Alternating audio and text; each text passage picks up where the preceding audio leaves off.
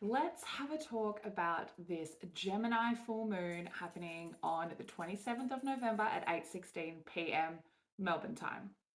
This is the first full moon that we are seeing after the eclipse season has closed, and it has got a lot of energy behind it.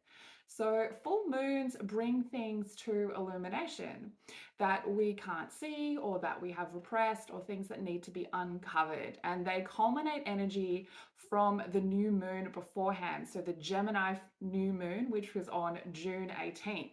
So we can have a look back to that time and see what we were manifesting, and we can see whether or not that has come to fruition. And we can look at what work we put in, how much focus we put in to achieve that, whether or not we let things slip.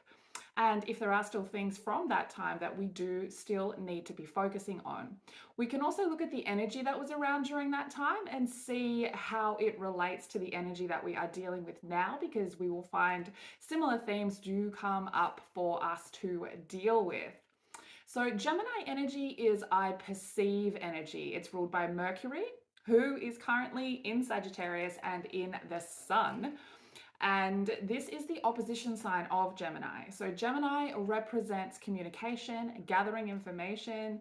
It is a mutable sign and it allows both adaptability and a skill for being able to see and exist in both sides, both polarities. So we can see the dark and the light, the good and the evil.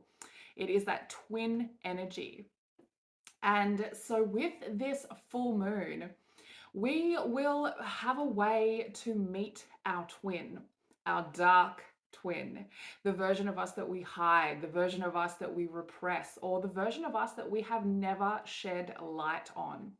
And it will help us understand that everyone is our twin, because everyone is a mirror to us, a mirror to the things about us that we repress, that we dislike about ourselves, a mirror to us to be able to see things about ourselves that we need to look at.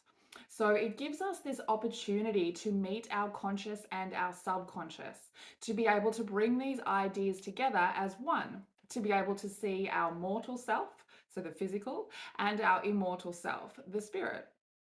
And while we are having this full moon, while we are in this Gemini full moon energy, there is going to be a square aspect with Saturn in Pisces. So this will not only act as like a strong anchor to help us not slip into delusion, into addiction, into overthinking, but it will also help us see our immortal self, our subconscious side, our shadow, and what it is we can learn from that. And there will also be a trine with Pluto, and this will help us connect with the shadow, and it will help us reveal something dark that we have to face. And with that Gemini twin energy we can tap into, we will be able to face this darkness by meeting it through the energy of that dark twin version of ourselves. And this will help us heal that split between the way we have a facade and our authentic self, between our personality and our authentic self, okay? So the way that we present versus the way that we are in our heart, in our true intentions, what we truly intend to do. So Gemini is an air sign and Sagittarius is a fire sign. Gemini is the perceive energy, and Sagittarius can be a bit of a preacher energy, a teacher energy. So we really need to take care that we are not preaching our truth like it is fact for everyone. And we will be supported to learn and accept other people's perspectives without needing to feel forced to move from our own. And we will be able to have this support to see that two truths can exist at the same time, because the way that somebody perceives something, Gemini energy, and the way that we perceive it are two completely different things. And this energy will really ask us to take responsibility, Saturn energy, for what we say and do. It will make us feel the importance of having intention behind our words and actions, to think before we speak and to understand if that truly aligns with our new authentic self.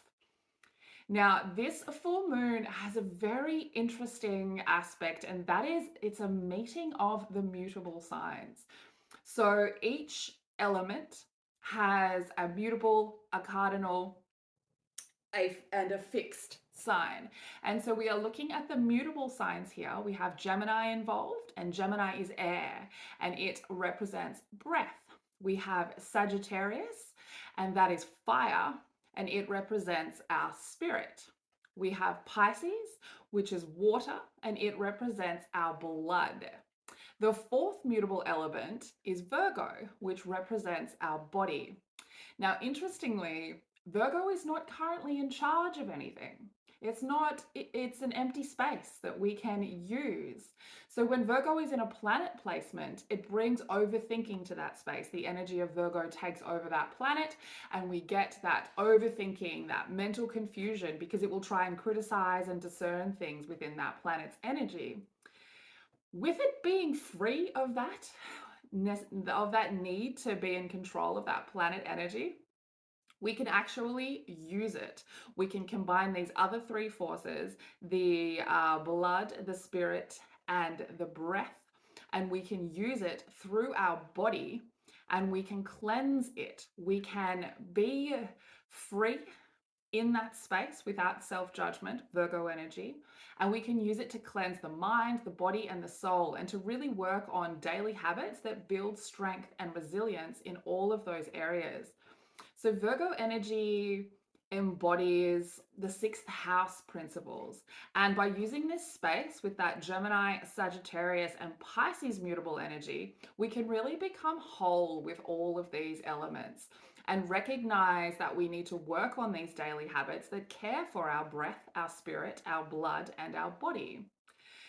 So, Gemini being the mind and communication, we might find some things coming up like someone's opinion being very triggering, someone, the way they speak to us, being very triggering. And this is actually a gift to us from the universe to show us what we have that's hidden, what we have that's not balanced. And this energy will help us reevaluate these belief systems that we have about ourselves. And Sagittarius and Gemini energy being together, it will need us to find meaning and truth behind our belief systems. And we will see in what ways we are the teacher, Sagittarius energy, and what ways we are the student, Gemini energy, in everyday life, because we are all both all of the time. We will be able to see things that we need to unlearn because we have grown and evolved. We will see what our thoughts are, and we will see if we have any that are haunting, if we have any that keep showing up, if we have any that whisper to us on that daily basis. And these thoughts that are always present when we go to sleep, when we wake up, they are the thoughts that we need to be working on. And with this energy, we will be able to determine if they are constructive or destructive to our lives. Gemini energy can bring up overthinking as well. So we might be getting triggered by others. We might be finding ourselves overthinking, having paranoid thoughts, wanting to fall back into addictive mindsets, into addictive behaviors. But we will be able to use the energies present to find the root of the problem. This is that Pluto energy and that Sagittarius wanting to be adventurous and find things. And so once we get to the root of that problem, that is how we can transform it. We need to shine light on it to understand it. And then that is where we can transform it into power. So this full moon could be very uncomfortable for a lot of people as we do meet our dark twin, and we are asked to find the root cause of so many of the ideas about who we are that we still hold on to that no longer serve us. But we are being supported by this by this energy to find healing in what we uncover. And because we are dealing with Gemini, things like meditation and breath, things like journaling and writing are very important and very good ways to work with this energy. Writing letters to ourselves, writing letters to others, we don't need to give these letters to people, is a really good way to work through some of the overthinking noise that we can find with all of this communication energy, particularly because we have entered Mercury retrograde shadow. So there will be an extra push to reevaluate things. And there will be a little bit of a slowdown in communication for us to be able to do that.